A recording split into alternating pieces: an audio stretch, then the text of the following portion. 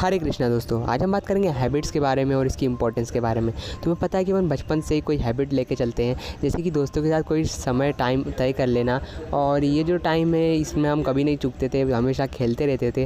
और जो बड़े लोग होते हैं उनकी भी यही आदत रहती है कि वो अपनी हैबिट को कभी नहीं छोड़ते, चाहे उनको उससे कितना भी लड़ना पड़े तो वो अपनी हैबिट को बनाए रखते हैं। और इसे हम कहते हैं डिसिप्लिन, यानी तुम कह सकते हो कि डिसिप्लिन बहुत ज़्यादा ज़रूरी है, जिसे अनुशासन कहते हैं। और अनुशासन का जीवन पर अलग ही प्रभाव पड़ता है। तुम्हें पता है कि हम एक ऐसे देश से बिलोंग करते हैं, इंडिया, जहाँ पर बहुत पहले से ही दिनचर्या को अच्छी बनाने की शुरुआत है, जहाँ पर सबसे पहले भगवान को पूजना अर्चना करना सुबह सुबह उठ।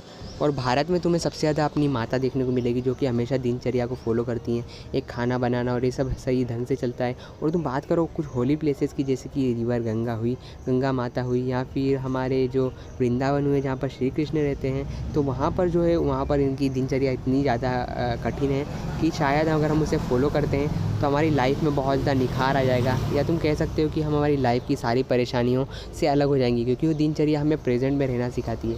तो जो हैबिट्स होती हैं, जैसे कि साइकिलिंग करना या फिर डांस करना, गाना गाना, जब ये स्पिरिचुअल लेवल पे होती है तो हमारी चीज़ों को बहुत ज़्यादा बढ़ा देती हैं। जैसे कि अगर तुम बात करो, अगर तुम सैड हो, डिप्रेशन में हो, और ऐसा भी आजकल बहुत ज़्यादा होता है क्योंकि तुम बहुत सारे लोगों से जुड़ चुके हो, जैसे कि अभी हमने अकेला रहना नहीं सीखा है। तुम और मैं अभी बहुत ज़्यादा अभी 12th से पास आउट हुए हैं, या फिर तुम कह सकते हो कि अभी हमारा जीवन शुरू हुआ है।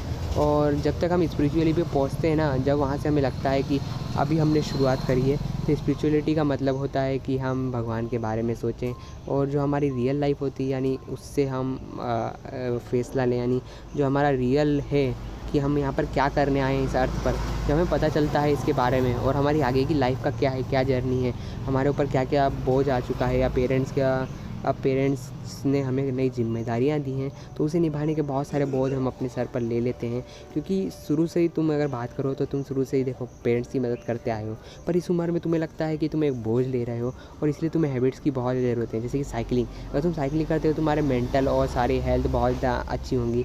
योगा करने से तुम्हारी जो ब्रीथिंग सिस्टम है और जो मन है वो बहुत ज़्यादा हल्का हो जाएगा। और जब तुम भजन करोगे तो फिर भैया क्या कहना उसका, अगर तुम भजन करते हो किसी भी गॉड का, और ऐसे गॉड जिससे तुम्हें कुछ लेना देना नहीं है, यानी उनसे तुम्हें सिर्फ उनकी सेवा करनी है, ना तुम्हें उनसे कुछ मांगना है ना कुछ करना है, सिर्फ उनमें ही मग्न रहना है, उनके हाथ पैर को निहारना, उनके वस्त्रों को निहारना। और ये सबसे ज़्यादा श्री कृष्ण के साथ ही होता है। तो यहाँ पर बहुत ज़्यादा डिप्रेशन हो जाता है हमें। अगर तुम बात करो इस एग्ज़ाम के टाइम की, तो एग्ज़ाम के टाइम पे हम पेपर से बहुत ज़्यादा घबराते हैं, दोस्तों से पूछते हैं तेरा रिज़ल्ट कैसा गया। वहाँ पर अगर हम हैबिट बना लें कि हम किसी से बात नहीं करेंगे, अब कुछ भी परीक्षा हो तो हम उसमें किसी से बात नहीं करने वाले, परीक्षा के पहले हम सब कुछ त्याग देंगे, छोड़ देंगे, तो ये हैबिट पूरी ज़िंदगी हमें बहुत ज़्यादा मदद करने वाली है। फिर आती है योगा वाली, मतलब एक पढ़ाई वाली हैबिट, और ये होती है 4 बजे के दिनचर्या से शुरू। तो 4 बजे उठकर फिर पढ़ाई करना, और अगर ये तुम लगातार कर लेते हो 21 से 20 दिन, तो तुम्हारे लिए बहुत बड़ा मतलब तुम इसके बिना रह नहीं पाओगे। तुम्हें लगेगा कि भैया अब तो रहा नहीं जाता 4 बजे उठे हुए, और तुम्हें लगेगा कि तुम्हारा आलस चला गया है, पर तुम्हें फिर बहुत ज़्यादा गुस्सा भी आ सकता है, या हो सकता है कि अगर तुम इसे चेंज करना चाहो तो फिर तुम्हें गुस्सा आ जाए। क्योंकि होता है कि जब हम किसी चीज़ पे कॉन्स्टेंट रहते हैं और हमें वो नहीं मिलती तो गुस्सा आ जाता है। तो हमें हैबिट्स के साथ साथ ये याद भी रखना चाहिए कि हो सकता है कभी बदलाव हो, पर हमें हमेशा कॉन्शियस रहना है, यानी हमें हमेशा एक्टिव रहना है। और जब हम एक्टिव रह के काम करते हैं तो वो बिल्कुल एक हैबिट जैसा ही है, और ये सबसे अच्छी हैबिट है।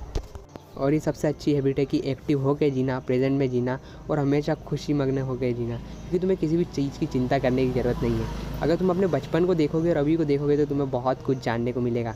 और ये एक हैबिट है मेमोराइज़ करने की, यानी अपने पूरे दिन को मेमोराइज़ करो कि आज मैंने क्या क्या किया। और उसके बाद कुछ बहुत सारी हैबिट्स है जो कि तुम बड़े बड़े लोगों से सीख सकते हो। कितने भी अलग अलग एक्टिविस्ट हैं उनके बुक के बारे में पढ़ सकते हो। जितने बड़े कामयाब स्पोर्ट्स प्लेयर हैं, या फिर जितने बड़े बड़े भी तुम साधु संत हैं उनके पास जा सकते हो। जब तुम उनको सुनोगे तो तुम्हारी लिसनिंग की हैबिट आएगी, और ये हैबिट इतनी ज़्यादा अच्छी है कि तुम अपने पूरे जीवन में अगर इसको साथ ले लो तो तुम्हारी सारी परेशानियाँ लाइफ की कम हो जाएंगी, और तुम बिल्कुल लगेगा कि तुम बिल्कुल परेशान नहीं हो, बस सुनते रहो दूसरों को और अच्छी अच्छी बातें। Thanks for watching. Hare Krishna Hare Ram, Hare Krishna Hare Ram.